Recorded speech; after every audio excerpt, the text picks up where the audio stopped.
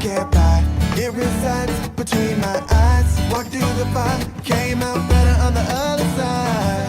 See, life's like a beach if you find the sand. And right now, I feel like 100 grand. You are listening to Inspired Insider with your host, Dr. Jeremy Wise. Dr. Jeremy Weiss here, founder of InspiredInsider.com, where I talk with inspirational entrepreneurs and leaders. This interview is part of the Top Israel Business Leader Series. You should check out past guests include Luis Navone of Mobileye, when he talks about the Mobileye journey, being acquired by Intel for $13.2 billion. Talk to Yuri Adoni, is the author of The Unstoppable Startup, Mastering Israel's Secret Rules of Chutzpah. If you don't know Chutzpah, look it up. He wanted to share the secrets to Israel's incredible track record. And Yuri was like, you must have Jonathan Medved on. You must have Jonathan Medved on. So today's guest. Also check out Yasser Arafat, who's amazing as well. This episode, before we get to introducing today's guest, is brought to you by Rise 25, which I co-founded with my business partner, John Corcoran. And we help B2B businesses give to and connect to their Dream 100 partnerships and clients. Basically, we help your company run your podcast so it generates ROI. You know, for me, John, the number one thing in my life is relationships, and I'm always looking to give to my best relationships. And a podcast has allowed me to profile others' thought leadership companies and really give to them. So if you have questions about podcasting in general, go to rise25.com. And actually, John, the inspiration was more personal for me. My grandfather was a Holocaust survivor, and his legacy lives on my About page on Inspired Insider because of a interview the Holocaust Foundation did with him. So I can watch it, my kids can watch it, my grandkids will be able to watch that interview. He's not alive anymore to tell that story, to tell those stories, but it lives on. So people can check that out as well. Today's guest, Jonathan Medved, is a serial entrepreneur. 2008 New York Times publication, it was named one of the top 10 most influential Americans who have impacted Israel. He's the co-founder and founder CEO of OurCrowd, the world's largest equity crowdfunding platform from accredited investors, which has raised more than $1 billion from over 170 companies since its launch in 2013. And prior to OurCrowd, Jonathan was the co-founder and CEO of Vringo, which went public, and the co-founder and general partner of Israel Seed Partners with $262 million under management. John, thanks for joining me. It's great to be here. You know, I was watching the other day interview you and Barbara Corcoran, and on stage, okay, and you that was a lot of fun. You know who was actually hosting that interview was Betty Lou from Bloomberg. Yeah, I know. Yeah, it was a great discussion. People should check it out. But you said something that struck me, which was I was a wild-eyed hippie who moved to Israel. Okay. So what was John like then? What was going on in your life then when you when you made your pilgrimage to Israel? Well, I mean, I don't think that I've actually changed that much. Maybe my hair is a little shorter. I'm wearing, rather than rags, I'm wearing Hawaiian shirts. But I'm still a dreamer. I grew up in Southern California. I was born in 55. So, peak of the baby boom. Had a fairly idyllic childhood. My parents were both professionals. My mom was a biochemist, became a teacher. My dad was a solid-state physicist who became an entrepreneur, was actually a rocket scientist, surfer. I grew up in Brentwood. Came from a strong Jewish family where the grandparents had been observant on both sides, but my parents sort of ran away from all that when they left the East Coast and came west and sort of broke the shackles of tradition in California. And in my neighborhood, there were lots of Jews, and it, was certainly no disadvantage to be Jewish. I had no anti-Semitism growing up, in Pacific Palisades and Brentwood, that simply, was D-class and pretty stupid, actually, if you tried to do that. But I didn't Jew much, right? In other words, there wasn't that much to do. I mean, we were considered sort of fanatics in the neighborhood because we actually had a Passover Seder at our house. there wasn't a lot of observance, let's say, in the west side of LA. And I was very active in the anti-war movement and the moratorium, and worked for the United Farm Workers and tutored kids in the ghetto. And I did a lot of sort of typical Jewish liberal stuff, which I enjoyed very much. And then went on to Berkeley, which was sort of a natural progression. And I wanted to go spend a summer after my freshman year somewhere else. And I didn't really have the money, so I had to go back to my parents and ask nicely, would they cover, some costs somewhere? And they looked at me and said, well, what are you thinking about? And I said, well, probably Mexico or Spain, because I still spoke pretty well Spanish, and it sounded cool and exotic. And they looked at me and said, not a chance. The only place you'll get a penny from us is if you go to Israel. And, so the bottom line is I went and found my way to Israel. It was 1973, before the war. And it was this idyllic little country with 2 million people today, almost 10 million in Israel. No startup nation, many of the same issues, but many different issues. And I really fell in love. I fell hard for the place. But then I came back to the States, and a week later, the war broke out. And that war was a traumatic experience for Israel and for the Jewish people. And on my campus, Berkeley, there were all these complete lunatics who were just a little bit ahead of their time yelling, death to the Jews. Okay, and that was the first time that I ever experienced that, my people had a struggle.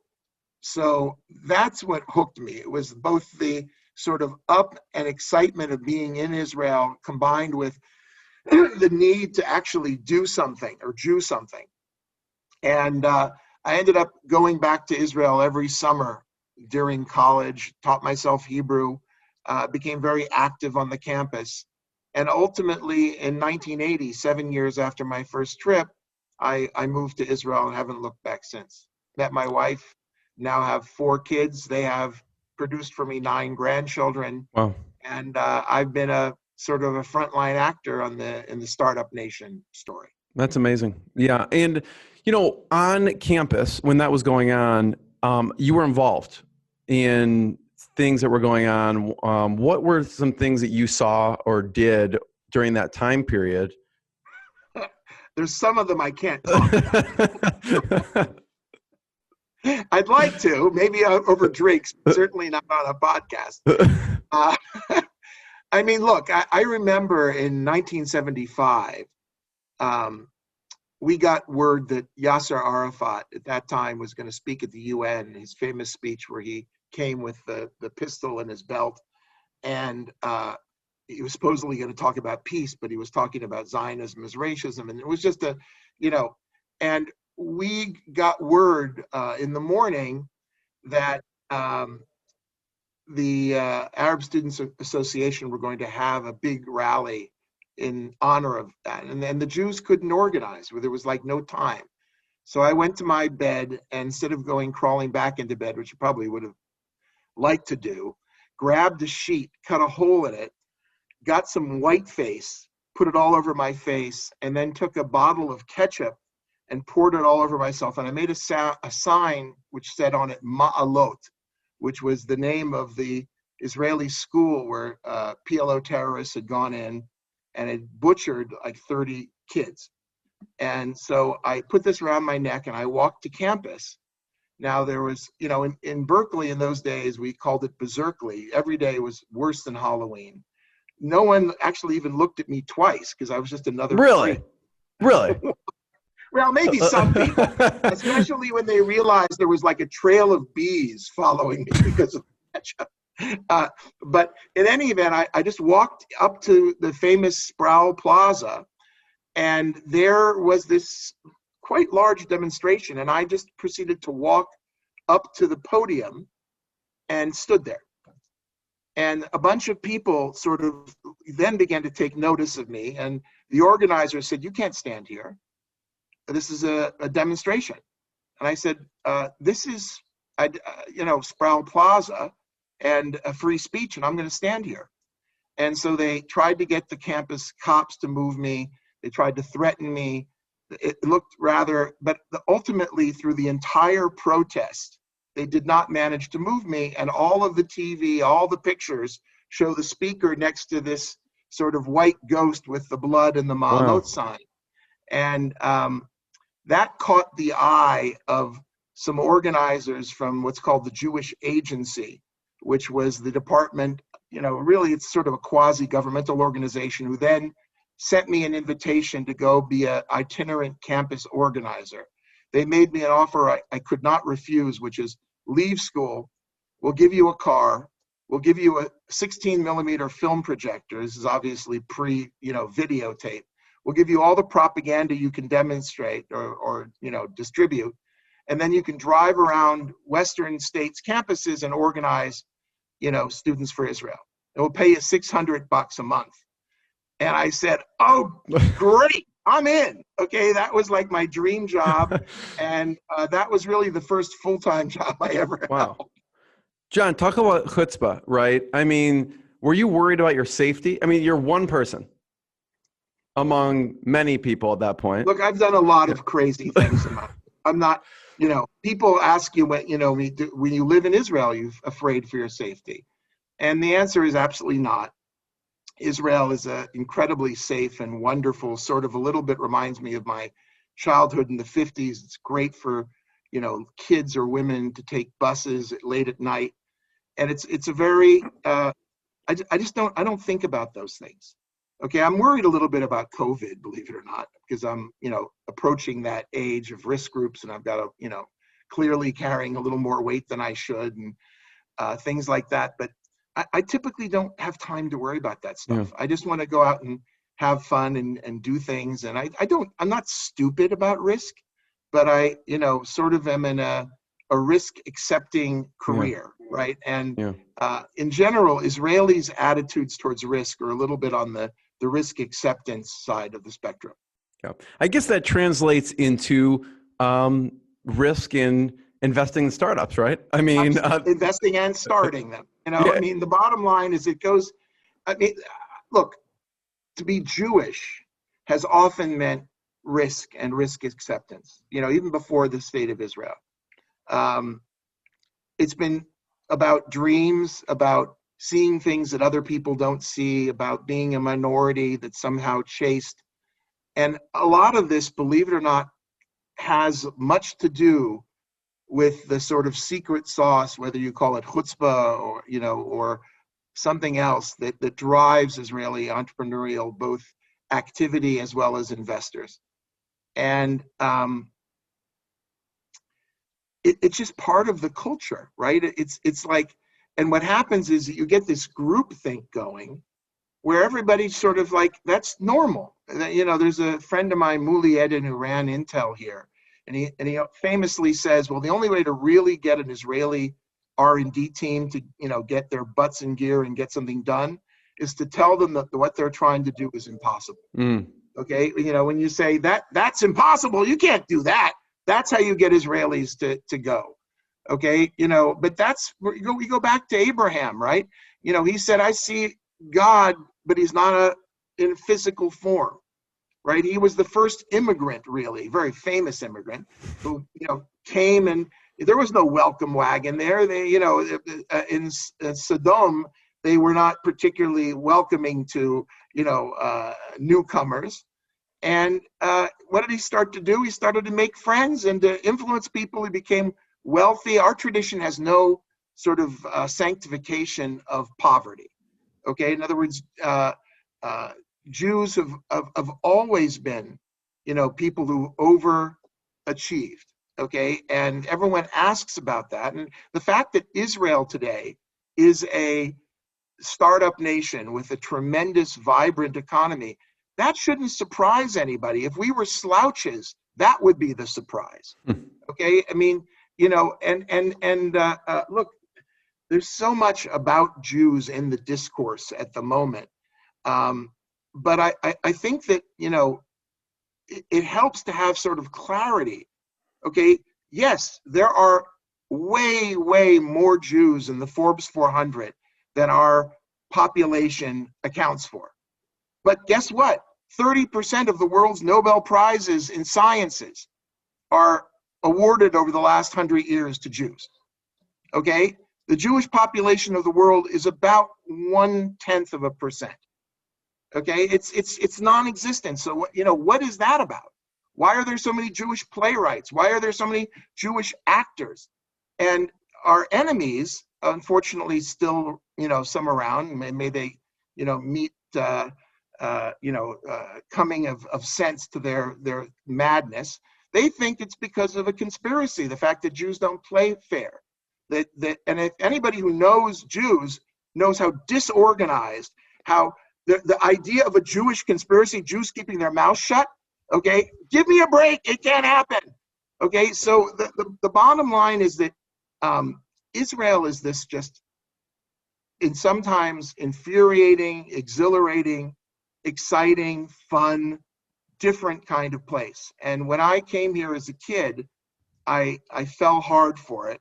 And I've only grown, in terms of my love and appreciation, and sometimes the infuriating nature of when we screw things up. I mean, right now, we're way ahead of the curve, right? We were the first country to beat the virus, and then it came roaring back because we opened everything up, and now our, infection rate is one of the highest in the world. Turns out that our mortality rate is, I think, the lowest, or one of the lowest in the world. People don't die here. We've had about less than 600 deaths, but a lot of us are getting infected, and it infuriates the hell out of me because we should have been smarter than that. So, John, why do you think there's that disproportionate amount of startups, Nobel Prize winners, funding, all that?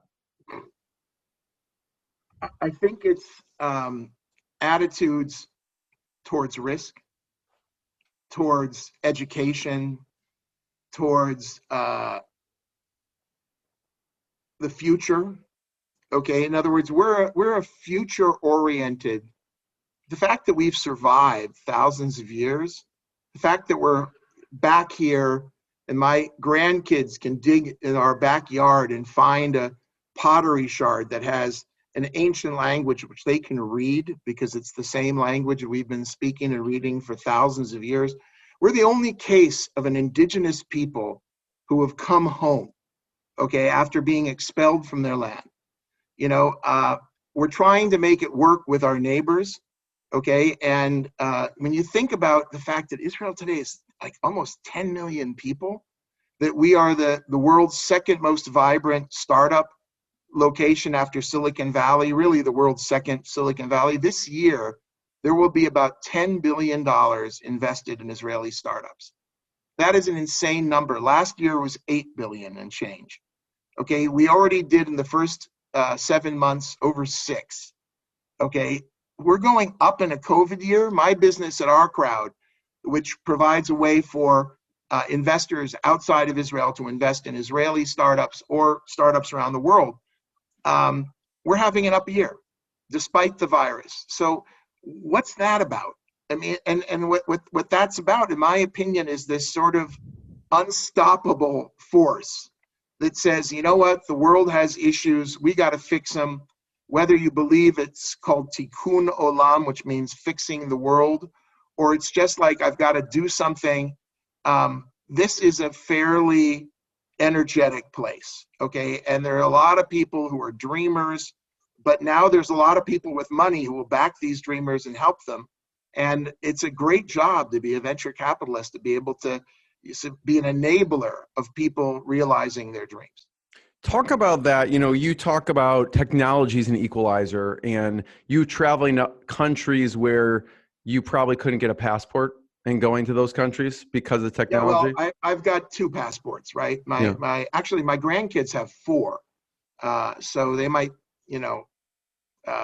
even travel more than I do. But no, I've got both. I retain my American and my Israeli passport, so I can pretty much get anywhere in the world. Look, people today are fascinated by innovation. As you know, you're doing this podcast with innovators and leaders, and it's not just culturally sort of hip and woke to be building cool startups, but really I think the cutting edge now is what I call the double bottom line, where people are making money and doing good at the same time. So whether you're investing in a startup that's tackling the COVID vaccine, or you're investing in a startup which is making old people not lonely, or you're investing in a startup which is going to help farmers grow more food and feed the world, or investing in a startup which is giving, Indian farmers the ability to get weather prediction for the first time, there's no question that that stuff is necessary for making a more complete and better place for all of us to live. On the other hand, these people will get rich, and their investors will make a good return. And that's a great thing too, because I don't think that people who are successful are necessarily predators or jerks or evil people. I think that somehow money making has gotten a bad rap, okay? And the issue is more about democratization of access, not trying to make everybody poor together, but trying to make everybody have the chance to get rich together. Some people don't want to, okay? Some people would rather, focus on other things. That's fine. Some people don't have the skills, and that's unfortunate, because you have to really figure out a way to provide people with the education and the network. But in general, the thing that drives me is building a platform which allows this playing field to be leveled, so that entrepreneurs around the world can get the cash they need to go build a company, and that investors around the world can invest in startups the way they would, call their broker and buy a stock. If someone checks out OurCrowd, you've vetted probably over 10,000 companies, right? Portfolio companies, 200. So what do you look at when you are investing in a company? I look at the people. It really depends on the stage, but the earlier the stage, the more you always look at people, because this is a people business. And when you succeed, you say that person was an unbelievable person, okay? Or they built a great team. When they fail, you say he's a jerk. Okay. Notice I use the male gender. I mean, there are women jerks too, but more men. I don't know if that's politically correct today, but who cares? I don't know if jerk has ever been considered not politically correct, but yeah.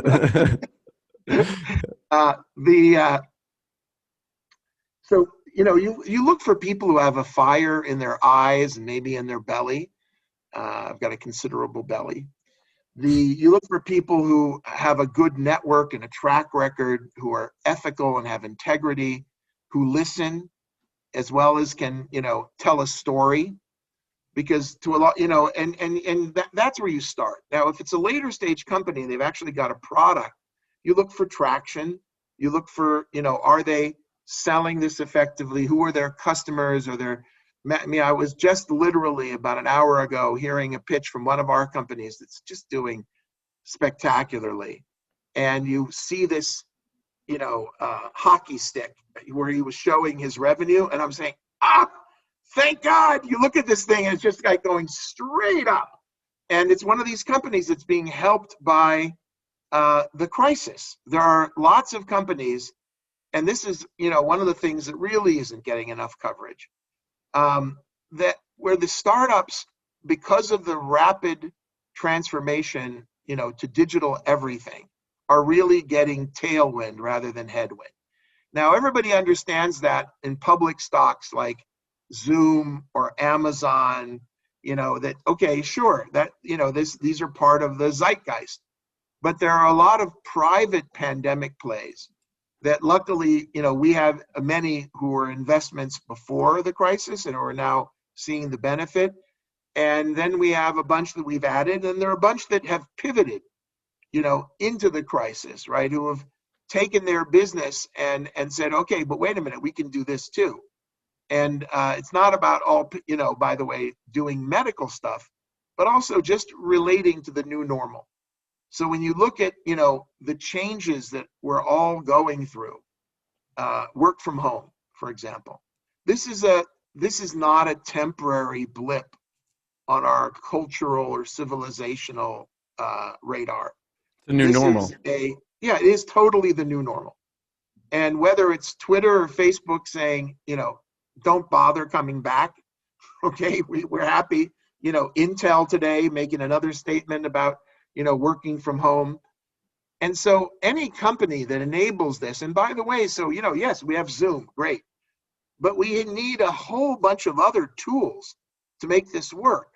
Okay, we need improved cybersecurity, to protect our remote access to the sort of crown jewels of all of our companies. There's tremendous amounts of stuff needed to make the new normal work. And that we're interested in. We're also interested, in healthcare, and in particular, the telemedicine. We had a recent online conference where the CEO of Johns Hopkins Health got on, and he said that in the near future, 30% of all doctor visits will move to telemedicine. Wow. Okay, and I think, by the way, he's underestimating. I think it'll be much higher. But when you realize what a monstrous opportunity, I mean, because the telemedicine tools and frameworks we have today, we have several companies working on this, are still in their infancy, right? We haven't even begun to build that channel out. We have a company doing, remittances, for foreign workers who are sending money home and are now a challenger bank because they provide them banking. Turns out that they were acquiring lots of their customers from like partnerships with pharmacies and physical locations, and only 20% were digital customers. Now all of a sudden 60 or 70% are digital customers. So the changes here are fundamental. And once digital ground is taken, it's never ceded, right? In other words, you're never going to have a situation where these digital companies who took market share against, old-fashioned retail are going to say, okay, we'll give it back to you. That's gone. We're not going back again. There is no going home, okay? And people who have this sort of nostalgic view of, okay, this will end. I don't know if it's 6 months or 3 months or a year. We're going back to the world before this crisis. Forget about it, as they say in Queens. It's not going to happen, right? It's sort of depressing on a certain level, but grow up and move forward, because life is about one constant, which is everything changes. John, you mentioned companies. I had the founder of Clue, Gal Solomon, on talking about their technology, and I'm wondering what companies should people look out for they're involved in OurCrowd. What are some of the companies and what do they do? Oh my God! How many hours do we have? Weeks. Look, just this last week, and I don't know when this will air, but one of our companies, Zebra Medical, who uses AI to analyze and detect diseases through just the most amazing interpretation of radiological images, right? They use the AI with a bunch of data they've collected to help the radiologist and the clinician to understand things. So they just announced their 6th clearance from the FDA for mammography or for detecting breast cancer. Wow. Now, these guys, are just on a roll, unbelievable team, brilliant people, already, major deals, major investors. And that's a very interesting company. We have a company called Intuition Robotics who make the something called ELIQ, which is an elder care robot that 90-year-olds can talk in a stream of consciousness and it understands them. Okay, try that with Siri sometime. Good luck. But they are obviously having a huge amount going on. Last week, we announced a $71 million round of funding for our company, Site Diagnostics, who are making a 2-drop complete blood count test, which might remind you of that other company that proposed to do that and didn't succeed, except that this has been cleared by the FDA, and $71 million of very smart money just was raised to, bring it more aggressively to market. And they're actually using it to treat COVID patients in quarantine and all kinds of great things like that. We have so many companies in the food area. We're investors in Ripple, who are doing plant-based. I've had alternatives Ripple. to milk. Oh yeah. Delicious product. I went to a ice cream store that had a whole plant-based menu made from Ripple. So Yeah. Ripple is a big deal. And we were very happy investors in something called Beyond Meat, which was the best IPO of last year.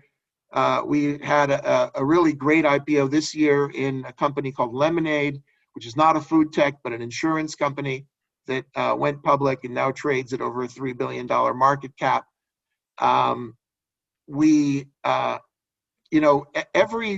Every year we're doing about 100 different deals on OurCrowd. And they are about 40 of them are new deals, new companies that we're investing in.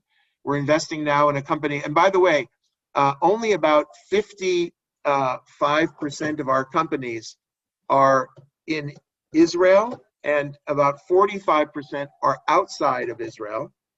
And we're doing a big chunk in the US. So we're investing in a company called Tovala right now, which I interviewed them. I interviewed Tovala founder. So yeah, David, he's an unbelievable CEO out of Chicago, and his sales are going through the roof. And he uses this smart oven, which basically scans a barcode, automatically cooks this beautiful food from essentially raw ingredients to making it fresh, delicious, healthy meals. Yeah. And that's also been helped by the crisis. So we have food, we have cybersecurity, a wonderful company called 6Gill, who are helping companies protect themselves against threats in the dark web. Companies like BioCatch, which Bain Capital just led a $145 million round, to expand that. They can understand who you are by how you hold a phone. We have actually now 220 portfolio companies. Wow. We've invested $1.5 billion in funding and funding commitments to our 220 companies and 22 different funds. We just launched a pandemic innovation fund, which is a new fund that's focused on essentially both companies that are benefiting from the new normal, as well as companies that are working on therapeutics and vaccines. We have the leading oral vaccine candidate, a company called Medved, where we led a $12 million round.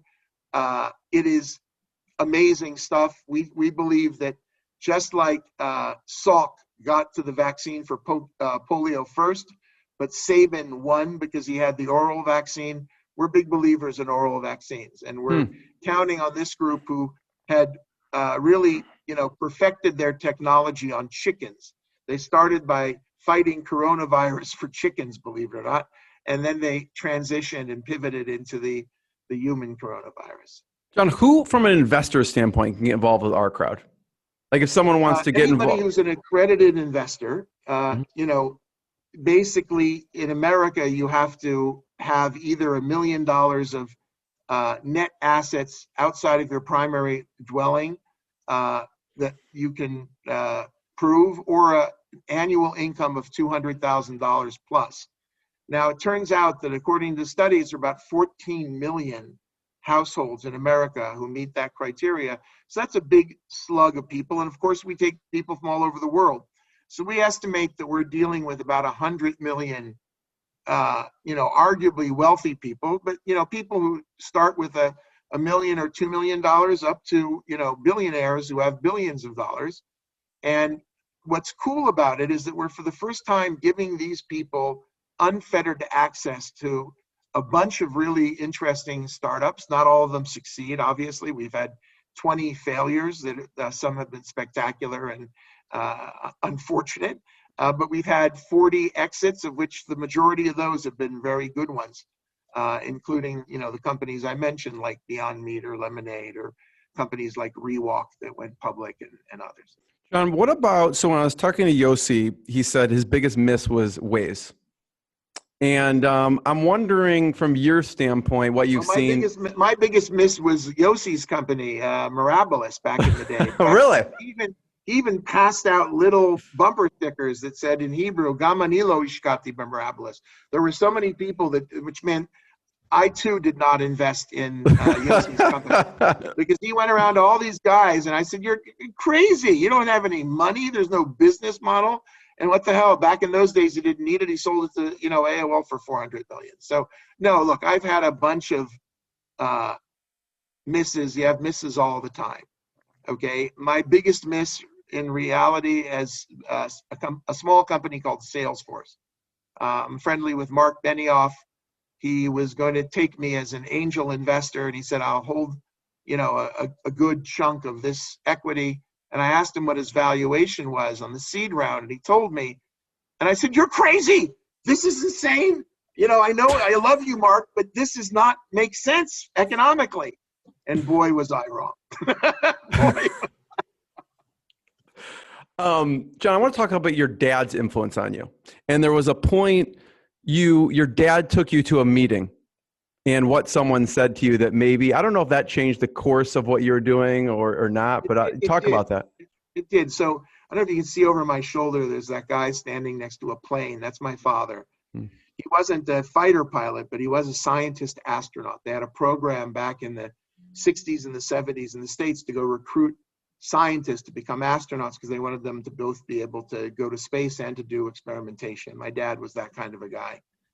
And shortly after I came to Israel to live, and I was doing a bunch of itinerant organizing and tour guiding and thinking of going to get an advanced history degree, a bunch of things.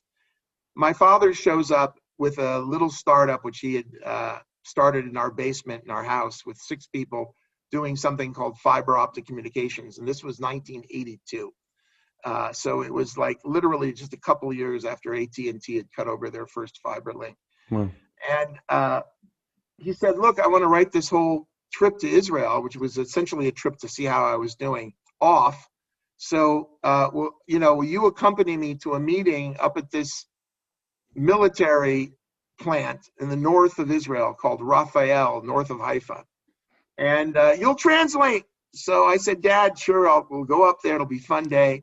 He didn't need any translation. These guys spoke a lot better English than my Hebrew. But I was bored to tears because they were talking about fiber optics and harmonic distortion and signal to noise ratios and, whether it would work in step index or graded index fibers. And I had no clue because I had never studied physics or optics or anything close at Cal. I'm not sure I studied that much at Cal, frankly. I had a lot of fun.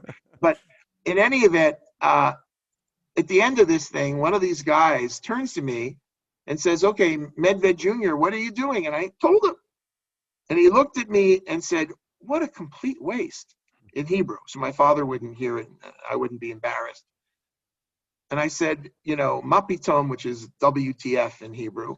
Okay, what are you talking about? My life is a waste. I mean, why aren't we dancing the horror here? And you're saying, welcome home, brother. And he says, you don't get it. We don't need more guys like you.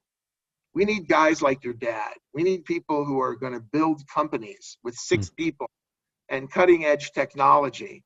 And he made this sort of 2-minute pitch about Startup Nation before it really had existed. And so on the trip back to Jerusalem, I sat with my father and I said, Dad, what are you doing exactly? He goes, well, for you to understand this, son, it starts with Ohm's law. And he wanted to give me my father was a professor, and he wanted to give me a lecture. By the end of the week that he was with me, he had agreed to give me $100 a month as a stipend, which, by the way, covered about 2/3 of my rent, which was a big deal. And he said, keep in touch with these guys at Raphael, look for some more customers. And if you like this, maybe you can join me in the business. I liked it. I joined in the business. I was his first fundraiser and raised $600,000 in my first fundraising. I liked raising money. And make a long story short, we built this fiber optic company together called Merit and sold it to Amoco, the big oil company, about 8 years later. Merit Optical. Yeah. Yeah. Wow. Yeah. I know we have a little bit of time left, but there's so, from Merit Optical, Israel Seed Partners, Vringo to OurCrowd, what I don't know story sticks out among? I guess why did you start OurCrowd? So, you know, I was a venture capitalist for 11, 12 years, running one of the sort of premier funds in Israel. A lot of our people went on to go create even bigger funds. We're sort of a little bit of a mafia. Israel Seed was a great experience. I built several startups, took them public or sold them, been an angel investor. And after my last adventure, which was this company called Vringo, which was doing video sharing on apps before even the iPhone was launched. We started working on the Wow. N70 with Symbian, and got that public, got it merged, made money, my investors made money, and I then went on a speaking tour. And one of the things I like to do is to talk about Israel and the technology, and I went around to all these communities, not just in America and Europe, but also in Asia, and people would come up to me afterwards and say, okay, I'm in. How do I write you a check? And I said, no, you don't. I used to have a venture fund and we're not raising money now. No. I want to invest in Israeli startups. And they said, can I call my broker at Goldman or Morgan? I said, no.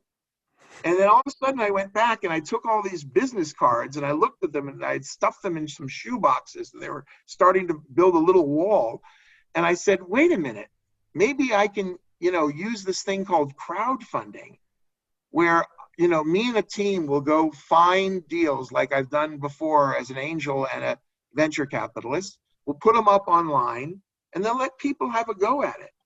And I talked to a bunch of my friends, especially lawyers, about the regulatory, and most of them said, look, this is a stupid idea. And if you do it, you're going to go to jail and I'll bring you kosher food to Lebanon. Okay? And I said, no, I don't think so. I think it's actually legal. When you look at the way that we were going to do it with, 506B and private, and we found a way to make this work from a regulatory standpoint, and we got started and we haven't looked back. Now we're $1.5 billion into it with, good track record.